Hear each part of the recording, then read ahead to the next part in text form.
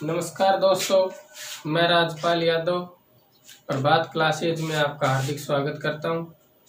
Reasoning के नए topic के साथ नया टॉपिक अपन का होगा कैलेंडर।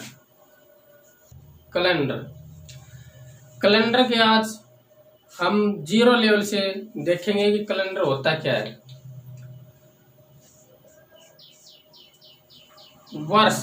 वर्ष कितने प्रकार के होते हैं? वर्ष 2 प्रकार के होते हैं।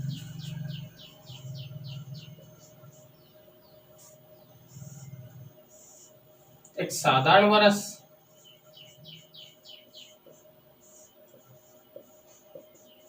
और एक लीप वर्ष।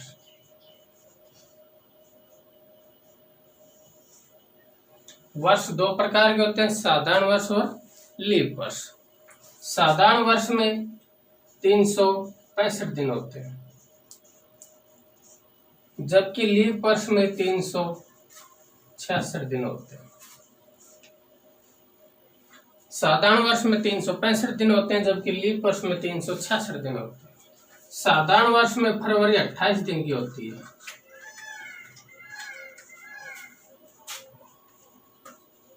जबकि लीप वर्ष में फरवरी 29 दिन की होती है। साधारण वर्ष में फरवरी 28 दिन की होती है, जबकि लीप वर्ष में फरवरी 29 दिन की होती है। फरवरी का एक दिन से ही लीप वर्ष में 366 दिन हो जाते हैं, जबकि साधारण वर्ष में फरवरी 28 दिन की है तो 365 दिन रह जाते हैं। साधारण वर्ष किसे कहेंगे, लीप वर्ष किसे कहेंगे? जिस वर्ष के अंतिम दो अंकों में 4 का पूरा भाग जाए वह लीप वर्ष कहलाता है। जिस वर्ष के अंतिम 2 अंकों में 4 का पूरा भाग जाए वह वर्ष लीप वर्ष कहलाएगा, जबकि साधारण वर्ष वह कहलाएगा जिसमें 4 का पूरा भाग नहीं जाता हो। उतार लेते हैं लीप वर्ष।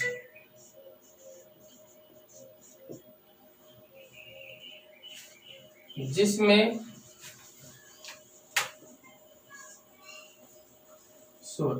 जिस वर्ष में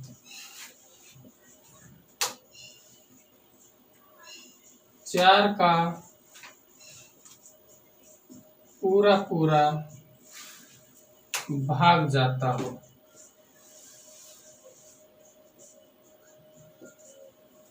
लीप वर्ष कहलाती है।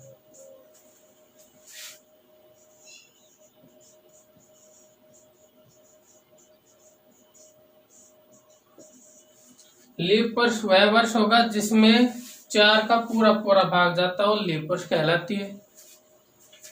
जैसे 2008 अंतिम के 08 में 4 का भाग जाएगा, 4 दूना 8 तो 2008। 2024, 2032, 1940, ये जो भी वर्ष है 4 से पूर्णतः विभाजित है। जो वर्ष 4 से पूर्णतः विभाजित होगा वो लीप वर्ष कहलाए। अगला आता है अपना साधारण वर्ष।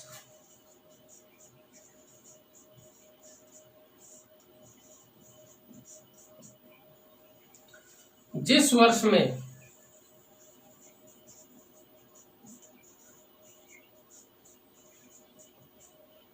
4 का भाग नहीं जाता हो,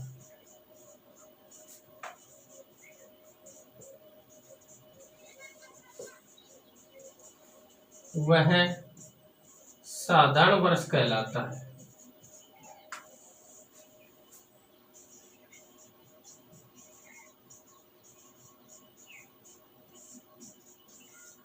जिस वर्ष में 4 का भाग नहीं जाता हो वह साधारण वर्ष कहलाता है।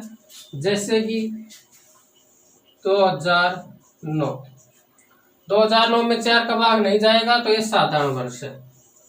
2017, 1931, 1975, किसी भी संख्या में 4 का भाग नहीं जा रहा तो यह है साधारण वर्ष। समझ में आ गया। लीप वर्ष वह वर्ष होगा जिसमें कि 4 का पूरा पूरा भाग जाता हो, लीप वर्ष कहलाएगा। जबकि जिसमें 4 का पूरा पूरा भाग नहीं जाता वह साधारण वर्ष कहलाएगा। साधारण वर्ष में पूरे दिन वर्ष में 365 दिन होते हैं, इसमें फरवरी 28 दिन की होती है। जबकि लीप वर्ष में 366 दिन होते हैं, इसमें फरवरी 29 दिन की होती है।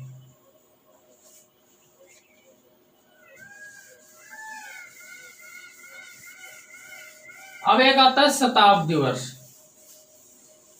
ये वर्ष थे वो शताब्दी आएगा। शताब्दी से ही हमें ज्ञान हो रहा है कि शताब्दी का मतलब 100, शताब्दी 100। तो अंतिम 2 अंक 00 हो वही शताब्दी वर्ष कहलाता है। तो शताब्दी भी 2 प्रकार की होती है, एक तो लीप शताब्दी,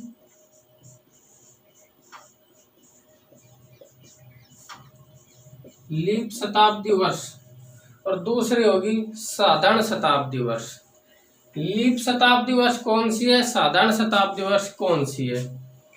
वो नियम है, लीप वर्ष में 4 का भाग लगाया था, शताब्दी में 400 का भाग लगाना पड़ेगा।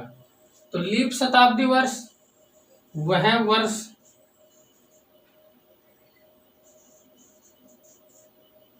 जिसमें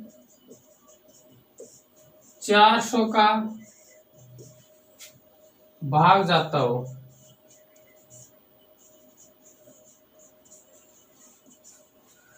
वह वर्ष जिसमें 400 का भाग जाता हो लीप शताब्दी वर्ष कहलाएगा।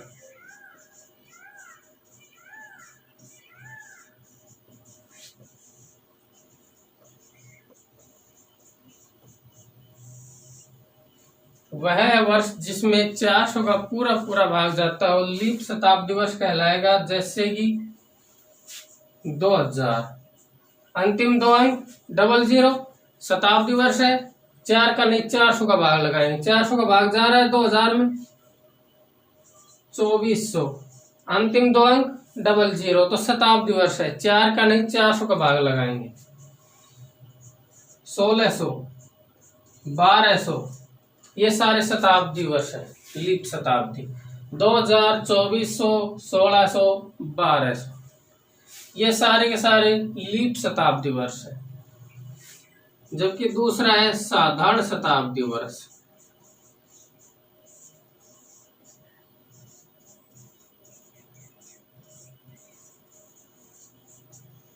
साधारण शताब्दी वर्ष वह वर्ष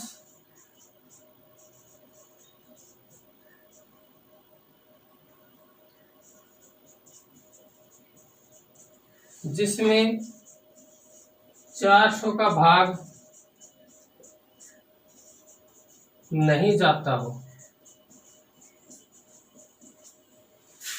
साधारण शताब्दी वर्ष कहलाता है।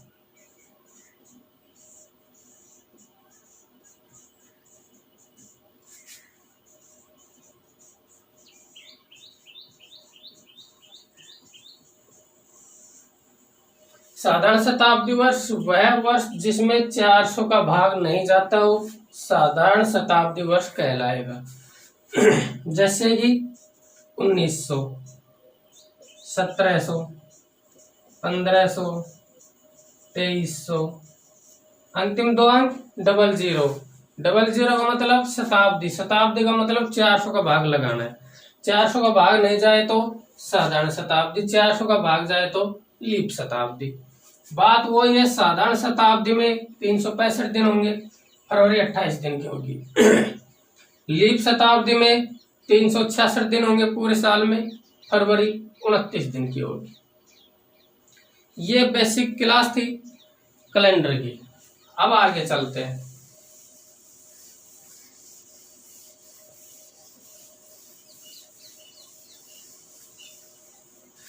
आगे चलते हैं विषम दिन।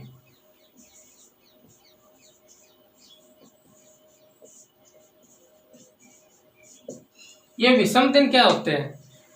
विषम दिन वो होते हैं जो अपना पूरा सप्ताह नहीं बनाता हो, या 7 से भाग देने पर जो शेष फल बचता है वही दिन विषम दिन कहलाते हैं, जो अपना पूरा सप्ताह नहीं बनाता हो।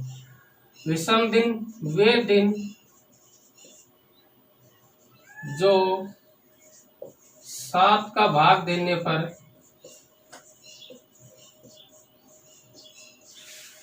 शेष फल बचता है,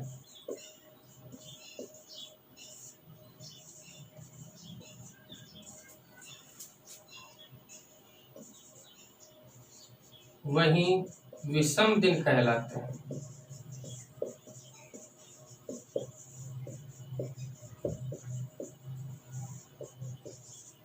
विषम दिन वे दिन जो 7 का भाग देने पर शेष फल बचता है, वही विषम दिन कहलाते हैं। 7 का भाग देंगे और उसके बाद जो शेष फल बचता है, वही विषम दिन कहलाते हैं। जैसे कि एक अपने साधारण वर्ष में 365 दिन होते हैं, तो 365 में विषम दिन कितने आए? 7 का भाग लगाएंगे, 7 पंच 35, बच गए 1, तार गया 5, 7 दूना 14, शेष कितना आया? 1। तो साधारण वर्ष में कितने सप्ताह कितने दिन आए? 52 तो सप्ताह हो गए पूरे पूरे, और शेष दिन 1, तो ये क्या है? विषम दिन। तो 1 दिन।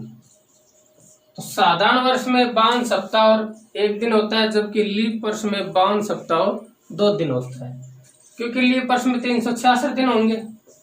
366 में 7 का भाग लगाएंगे, 7 पंजे 35, शेष 1, 6, 7 दूना 14, शेष 2। तो 52 सप्ताह तो पूरा पूरा, और शेष दिन 2। तो लीप वर्ष में 52 सप्ताह 2 दिन, साधारण वर्ष में 52 सप्ताह और 1 दिन शेष रहता है। विषम दिन आगे समझ में। जैसे कि कोई महीना 31 दिन का है, तो इसमें विषम दिन कितने होंगे? कोई महीना 31 दिन का है, तो इसमें विषम दिन कितने होंगे? 31 में 7 का भाग लगाएंगे, 7 का भाग लगाना पड़ेगा विषम दिन के लिए। 7 चौका 28, शेष कितने? 3। तो विषम दिन कितने आए? 3। ये 3 क्या है? विषम दिन। आगे समझ में। विषम दिन वो दिन होते हैं जो कि अपना पूरा सप्ताह नहीं बनाता हो, या 7 का भाग देने पर जो शेष फल बचता है, वही विषम दिन कहलाता है। आगे चलिए।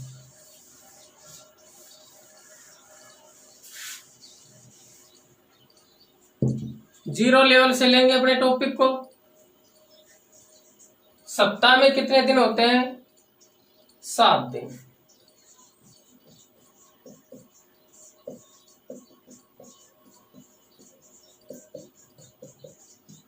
सप्ताह में कितने दिन होते हैं? 7 दिन। सप्ताह की शुरुआत किस वार से होती है?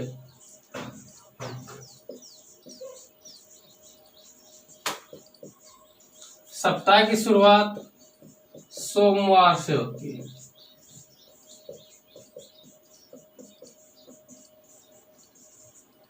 कभी रविवार कर दो, रविवार से नहीं होती। सप्ताह की शुरुआत सोमवार से होगी। डायरेक्ट सवाल उठेगा एग्जाम में कि निम्न में से सप्ताह की शुरुआत किस वार से होगी? सोमवार से। कैलेंडर की शुरुआत किस वार से हुई?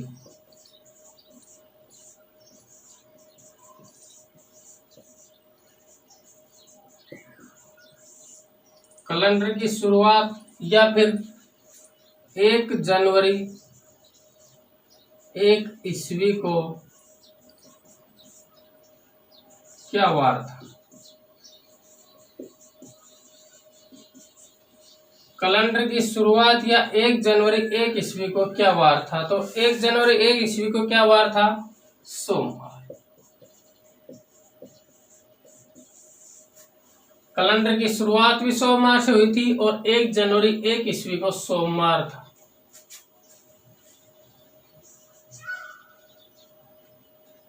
यह अपना बेसिक है। सप्ताह में 7 दिन होते हैं। सप्ताह की शुरुआत सोमवार से होती है। कैलेंडर की शुरुआत सोमवार से, या 1 जनवरी 1 ईस्वी को क्या वार था? सोमवार था।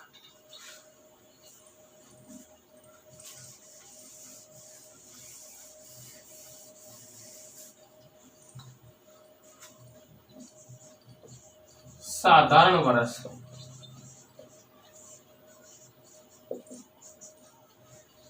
यदि साधारण वर्ष की 1 जनवरी को सोमवार था तो 31 दिसंबर को क्या वार होगा? सोमवार ही होगा।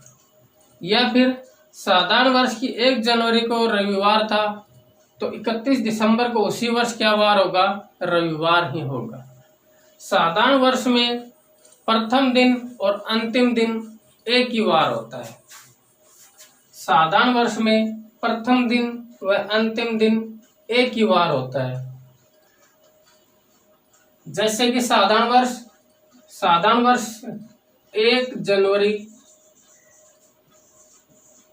2007 को बुधवार, 1 जनवरी 2007 को बुधवार है तो 31 दिसंबर 2007 को क्या वार होगा? अभी आपको बताया था साधारण वर्ष की शुरुआत व अंतिम एक ही वार को होता है। तो 1 जनवरी 2007 कैसा वर्ष है? 2007 साधारण वर्ष। तो साधारण वर्ष प्रारंभ बुधवार से है तो इसका अंतिम दिन भी क्या होगा? बुधवार ही होगा।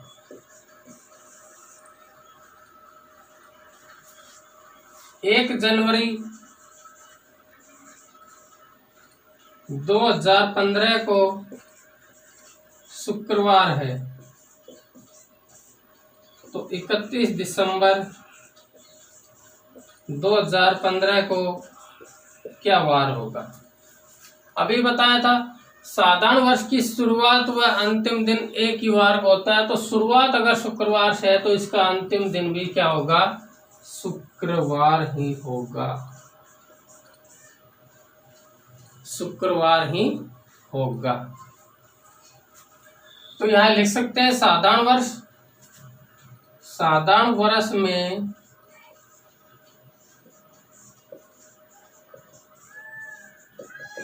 प्रथम व अंतिम दिन को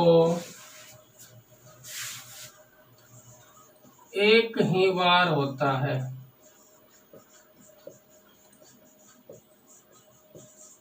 साधारण वर्ष में प्रथम व अंतिम दिन को एक ही वार होता है। जो प्रथम दिन का वार है वही अंतिम दिन वार होगा, जो अंतिम दिन का वार है वही प्रथम दिन का वार होगा।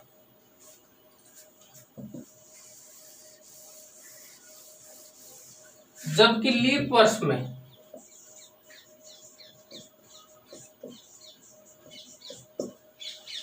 वर्ष में एक दिन आगे होगा।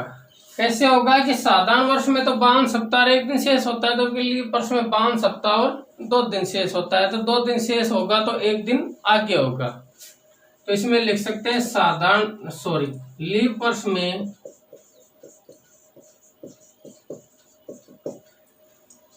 प्रथम व अंतिम दिन लगातार होंगे।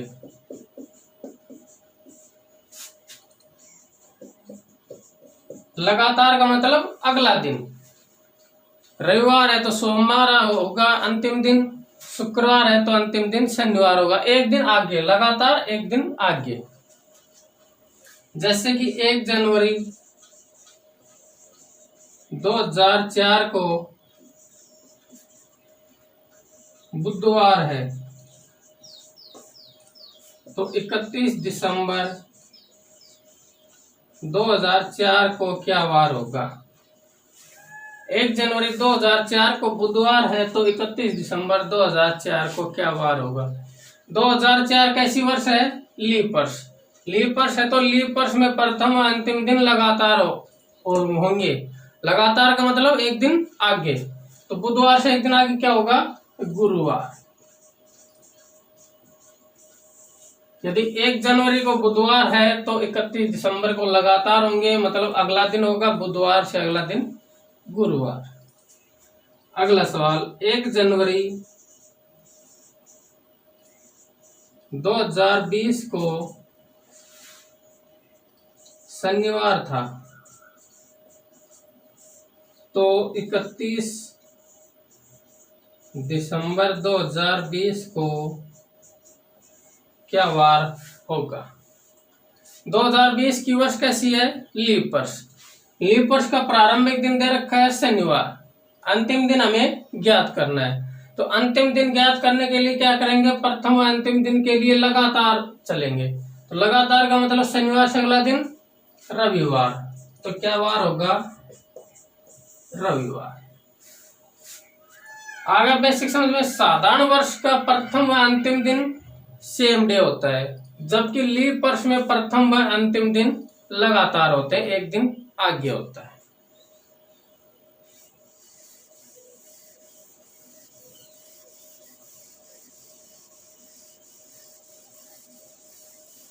अभी तक हमने क्या सीखा, वर्ष दो प्रकार के होते हैं, लीप वर्ष, साधारण वर्ष। लीप वर्ष वह वर्ष जिसमें कि 4 का पूरा पूरा भाग जाता हो, लीप वर्ष कहलाएगा। लीप वर्ष में पूरी वर्ष में 366 दिन होते हैं, जबकि इसमें फरवरी 29 दिन की होती है। साधारण वर्ष जिस वर्ष में 4 का पूरा पूरा भाग नहीं जाता हो, साधारण वर्ष कहलाएगा। इसमें पूरे वर्ष में 365 दिन होते हैं, फरवरी 28 दिन की होती है, और 52 सप्ताह और 1 दिन शेष होता है, जबकि लीप वर्ष में 52 सप्ताह और 2 दिन शेष रहते हैं। अगला लीप शताब्दी और साधारण शताब्दी पढ़ा था। साधारण शताब्दी जिस शताब्दी वर्ष में 400 का पूरा पूरा भाग नहीं जाता वो साधारण शताब्दी कहलाएगा। लीप शताब्दी जिसमें 400 का पूरा पूरा भाग जाता हो, लीप शताब्दी कहलाएगा। आगे हमने पढ़ा था विषम दिन। विषम दिन वे दिन कहलाएंगे जो कि अपना पूरा सप्ताह नहीं बनाता, अर्थात 7 से भाग देने पर जो शेष दिन बचते वो विषम दिन कहलाते। सप्ताह की शुरुआत किस वार से हुई थी, सोमवार से। कैलेंडर वर्ष की शुरुआत किस वार से हुई थी, सोमवार से। या 1 जनवरी 1 ईस्वी को क्या वार था, सोमवार था। क्लियर। अब चलते हैं टाइप पर। टाइप नंबर 1, पहली टाइप लेंगे, एक ही महीने का विवरण करेंगे कि किसी महीने की 2 तारीख को ये वार है तो उस महीने की 25 तारीख को क्या वार होगा। किसी महीने की 5 तारीख को ये वार है तो उस महीने की 28 तारीख को क्या वार होगा। तो पहली टाइप है एक ही माह का विश्लेषण करना।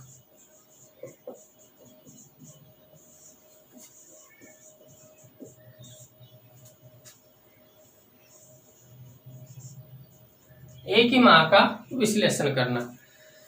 जो भी हम महीने का विश्लेषण करेंगे, महीने काटेंगे, साल काटेंगे, जोड़ बाकी पर आधारित काटेंगे। अभी तक किसी ने नहीं समझाया होगा, आज समझाऊंगा। जोड़ बाकी पर आधारित रहेगा, कोई कुछ नहीं करना, कैसे साल काटनी है, जोड़ बाकी आने चाहिए, साल कट जाएगी। जोड़ बाकी आने चाहिए, महीने कट जाएंगे। एक ही मेथड से सारी विधि सोल्व हो जाएंगी। जैसे कि क्वेश्चन नंबर 1 है, यदि किसी माह की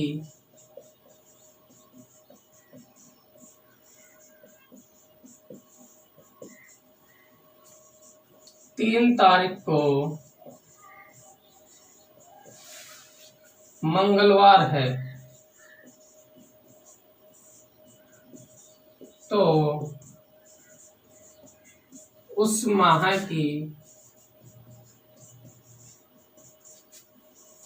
25 तारीख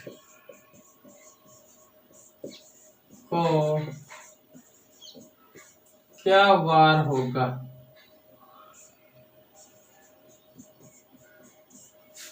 यदि किसी माह की 3 तारीख को मंगलवार है तो उस माह की 25 तारीख को क्या वार होगा।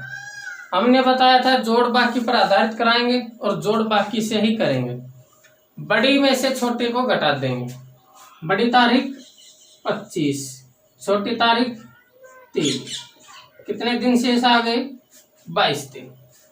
22 दिन क्या आ गए शेष।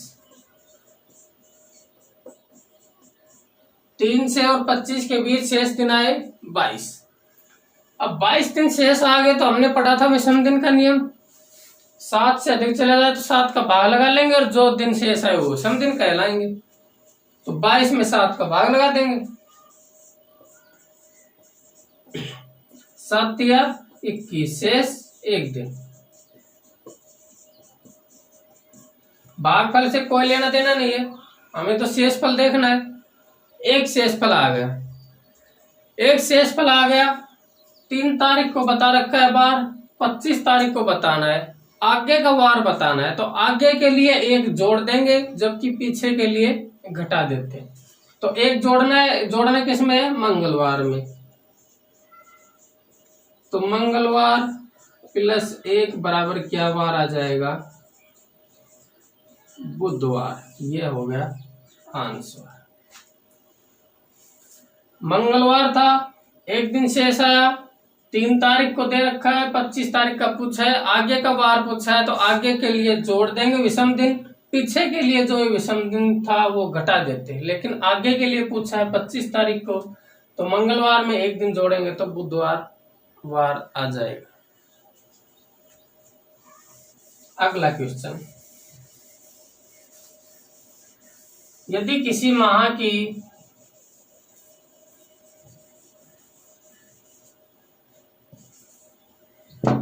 यदि किसी माह की 5 तारीख को शुक्रवार है तो उस माह की 22 तारीख को क्या वार होगा? यदि किसी माह की 5 तारीख को शुक्रवार है तो उस माह की 22 तारीख को क्या वार होगा? अभी आपको बताया था जोड़ घटा करना है, बड़ी में से छोटी को घटाना है। बड़ी क्या है? 22, छोटी तारीख क्या है? 5। कितने दिन आगे शेष? 17। 7 से अधिक दिन शेष आते 7 का भाग लगाना है। 17 में 7 का भाग लगाया, 7 दूना 14, शेष फल 3 दिन। कितने दिन शेष आ गए? 3 दिन शेष। अब ये 3 दिन जोड़ने हैं या घटाने हैं शुक्रवार में? ये 3 दिन शुक्रवार में जोड़ने हैं घटाने, ये सवाल पर डिपेंड करेगा। 5 तारीख का बता रखा है, 22 तारीख का पूछ रखा है, पहले का बताकर बाद का पूछे तो जोड़ देंगे। तो शुक्रवार में 3 जोड़ेंगे तो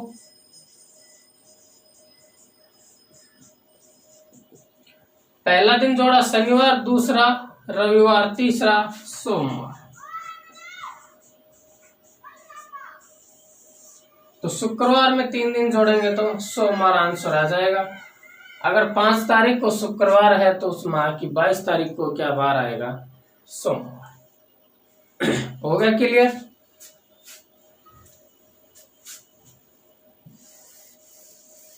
बड़े दिन में से छोटी तारीख, बड़ी तारीख में से छोटी तारीख को घटा देंगे। 7 से अधिक आए तो 7 का भाग लगा देंगे।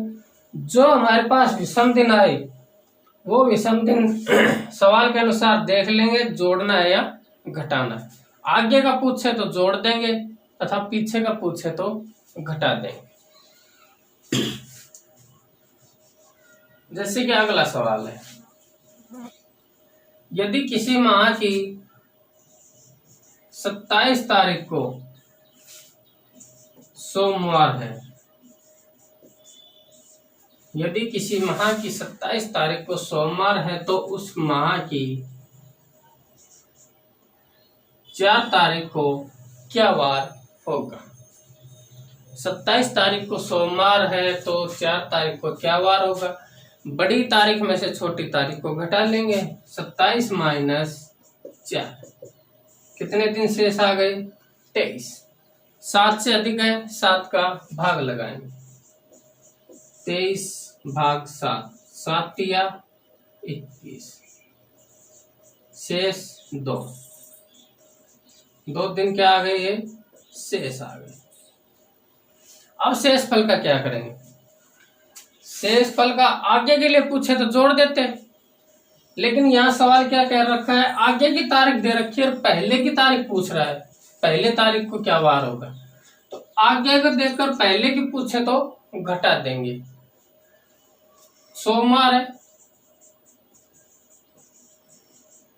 तो सोमवार में से 2 दिन घट जाएंगे, -2 हो जाएगा, क्योंकि आगे का दे रखा है और पहले का पूछ रहा है। पहले का पूछेगा तो माइनस हो जाएंगे शेष दिन। सोमवार से 2 दिन शेष वापिस चलेंगे तो पहला दिन रविवार, दूसरा दिन शनिवार, तो आंसर क्या आ जाएगा? शनिवार। कोई किसी प्रकार की दिक्कत शायद नहीं आएगी। एक ही माह का विश्लेषण था, इसमें एक नोट लिख लेना।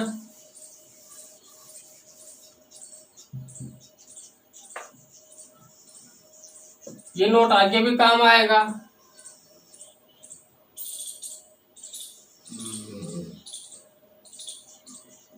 आगे के लिए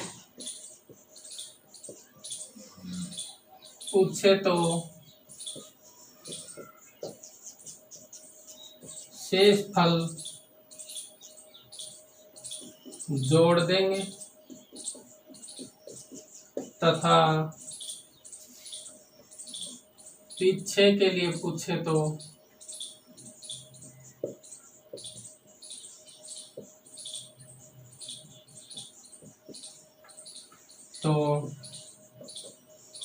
शेष फल घटा देंगे। आगे के लिए पूछे तो शेष फल जोड़ देंगे तथा पीछे के लिए पूछे तो शेष फल घटा देंगे। मतलब पहले की तारीख देकर आगे की तारीख पूछे कि आगे की तारीख को क्या वार होगा तो जोड़ देंगे, और आगे की तारीख देकर पहले की तारीख पूछे मतलब पीछे के लिए पूछे तो शेष फल घटा देंगे। ये याद रखना, आगे भी काम आएगा।